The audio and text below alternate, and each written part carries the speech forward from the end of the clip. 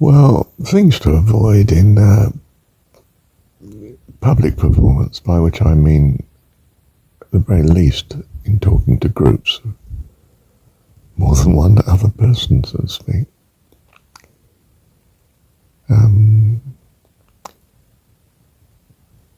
The unnecessary. I mean, to some extent, you see, the unnecessary is not achieving your goal and gets in the way. In the end, people can't see the things that are of value because of being preoccupied with the things that are not of value. That's a fundamental one. Another is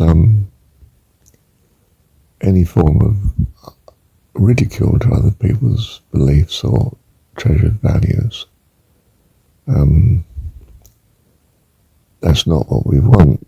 That doesn't bring about the goal, which is to rescue them,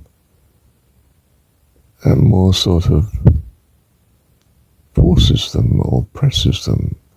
It's a sort of form of violence to make them shift their ground, which is not the path of love, is it?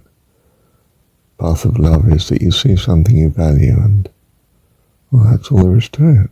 I value it. That is, I love it. You know, it means a lot to me. I value it. And I therefore adjust my behaviour accordingly. So it's a sort of foundation thing of love that is not obedience. We gain obedience by force. And there's all sorts of variations on what we mean by force and ridicule and simply beating a person in argument. You know, the saying, a man convinced against his will is of the same opinion still. You haven't actually changed him. He may have been defeated in logic even, or you've browbeated him in,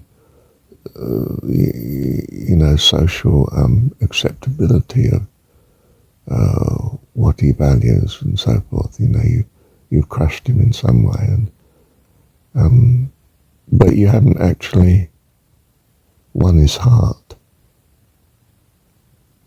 You've just been at war. And war doesn't help you to love the enemy.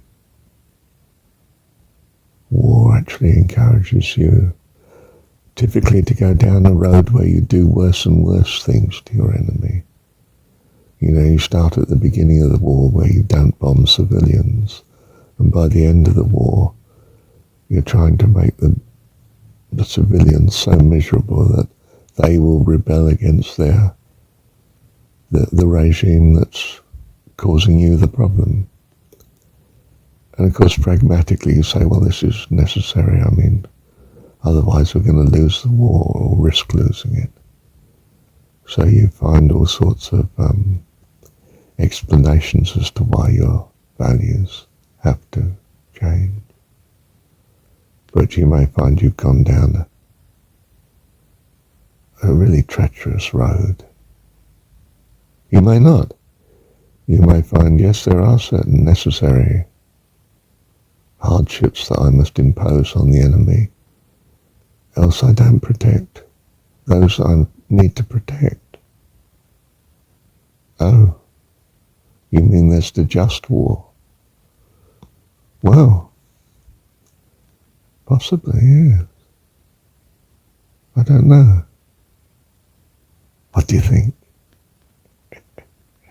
Thank you, Heavenly Dad. Well, it sounds a bit close to this pure forms thing again, isn't it? That we want to be loving and kind and helpful to all life, but it seems there are circumstances where we're going to be quite the reverse. To protect our own life and those that we value and care for, that would otherwise be harmed if we don't break the rule.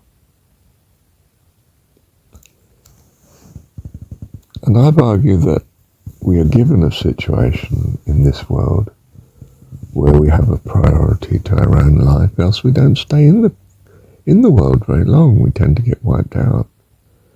And we are meant to stay here long enough to learn the lessons. So we have a notion that in some pure form I would like to be kind to all life. In that sense I value it because that's my motive and purpose. But there are circumstances where I'm actually very unkind to some forms of life in order to protect others that I give priority to. Ah, so you have favourites, Marshall. Yes, because I'm vulnerable. I don't take God to be vulnerable. If he is, then I would want him to protect himself. But if he's all-powerful and all-loving, I don't think he is vulnerable.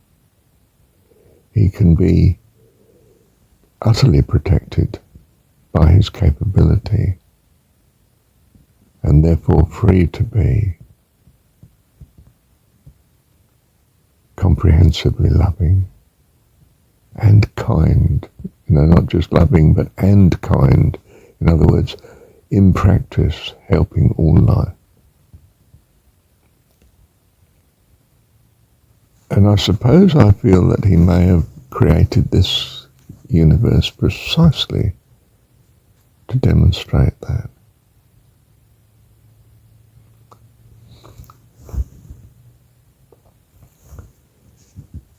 That he in his all power does indeed use all things to good. And therefore it can be said that the difficulties that he's allowing to us, as we see it in the short run, are such blessing in the long run that we ourselves would agree to such very happily. For life eternal is more important than any life transitory. Any life transitory, though difficult, is disappearing into the past and changing ultimately. Everything here changes. And then its importance vanishes into the obscurity of distant past history.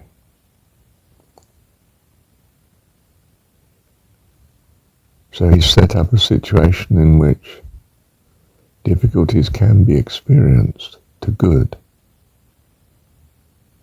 and are not of a lasting cost, but are of a lasting benefit in that it steers us to value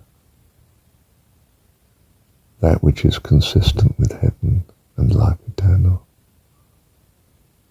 that we may benefit from such. It's something of this, isn't it? Thank you, Heavenly Dad.